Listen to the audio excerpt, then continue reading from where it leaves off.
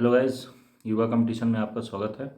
Guys, आज के हमारे वीडियो का टॉपिक है नवोदय की जो ट्रांसफ़र पॉलिसी है, जो लेटेस्ट ट्रांसफ़र पॉलिसी है उसके बारे में। तो गाइज, कई लोग कमेंट करके हम पूछ रहे थे कि जो ट्रांसफ़र होता है उसका प्रोसेस क्या होता है, कितने साल बाद ट्रांसफ़र होगा और क्या हमें अपना होम स्टेट मिलेगा या होम डिस्ट्रिक्ट मिलेगा।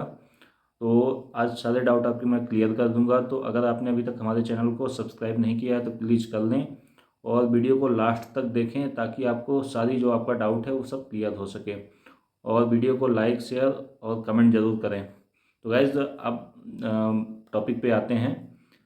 तो जो अभी लेटेस्ट जो ट्रांसफ़र पॉलिसी यूज हो रही है नवोदय विद्यालय समिति में, तो वो है ट्रांसफ़र पॉलिसी 2021 की।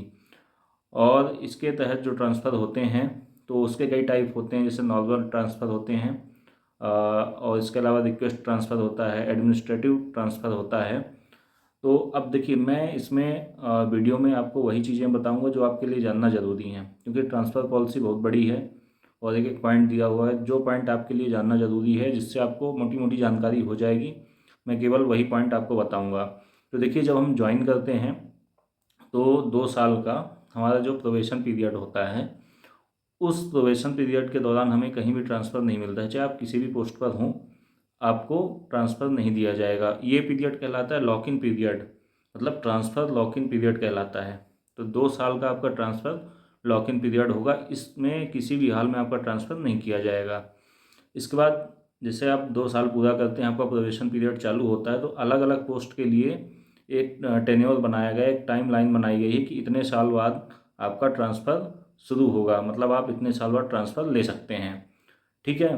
तो और दूसरी चीज़ मैं बताना चाहूँगा कि जैसे अदर डिपार्टमेंट में, जैसे रेलवे में म्यूचुअल ट्रांसफ़र होता है। जैसे आप भोपाल के हैं और आपका रीवा में या सतना में आपका पोस्टिंग है, और इसी तरह कोई भोपाल का है उसका, मतलब या कोई रीवा सतना का है उसकी भोपाल में पोस्टिंग है, तो आप दोनों सेम पोस्ट पर होने पर आप उसकी जगह पे आप चले जाओगे और वो आपकी जगह पे आ जाएगा।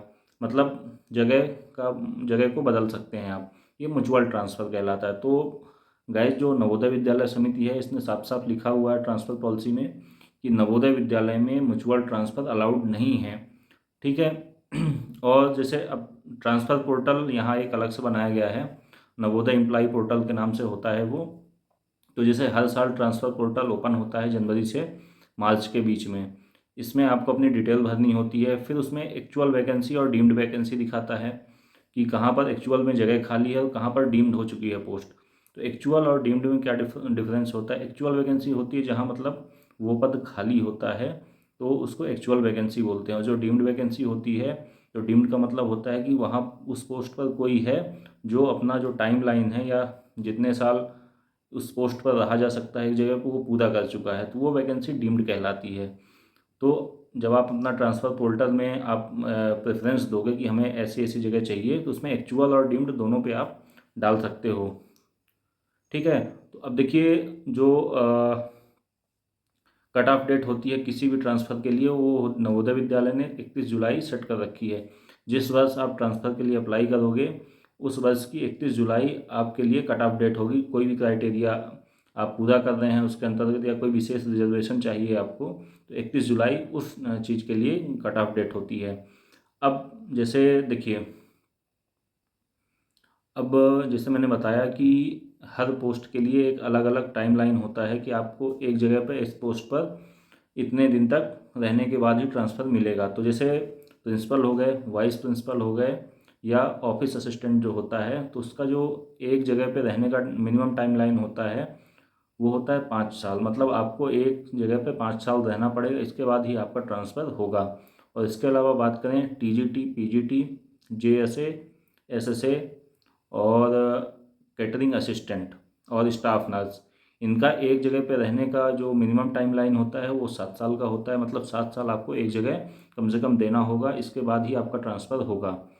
ठीक। और इसके अलावा जो ग्रुप डी कर्मचारी या driver, electrician, plumber, mess helper ये आते हैं, तो इनके लिए कोई बाउंडेशन नहीं है। ये 2 साल का अपना जो लॉक इन पीरियड होता है, प्रोबेशन पीरियड होता है, इसको पूरा करने के बाद ये ट्रांसफ़र के लिए अप्लाई करेंगे और इनको होम डिस्ट्रिक्ट भी इनका मिल जाएगा। तो गाइज, एक चीज़ और मैं पूरा क्लियर कर देना चाहता हूँ कि जो JSA SSA या कोई भी ऐसी पोस्ट है, मतलब ये mess helper, driver, electrician, plumber, lab attendant, इनको छोड़कर किसी भी अन्य पोस्ट पर आपको होम डिस्ट्रिक्ट नहीं मिलेगा। ध्यान से सुनिए, होम डिस्ट्रिक्ट। कई लड़के होम डिस्ट्रिक्ट और होम स्टेट में कन्फ्यूजन हो जाता है उनको, तो उनको मैं बता देना जैसे कि मेरा जो होम स्टेट है वो है मध्य प्रदेश और मेरा होम डिस्ट्रिक्ट है सतना। तो मुझे मध्य प्रदेश तो मिलेगा, होम स्टेट तो मिल जाएगा, बट मुझे सतना ज़िला एंड मतलब JNV सतना नहीं मिलेगा। मतलब मुझे होम स्टेट तो पोस्टिंग के लिए मिल जाएगा, मतलब पूरे जितने ज़िले हैं मध्य प्रदेश में कहीं भी मुझे पोस्टिंग मिल सकती है, बट अगर मैं चाहूँ कि मुझे सतना मिल जाए पोस्टिंग तो मुझे नहीं मिलेगी, मतलब होम डिस्ट्रिक्ट मुझे नहीं मिलेगा।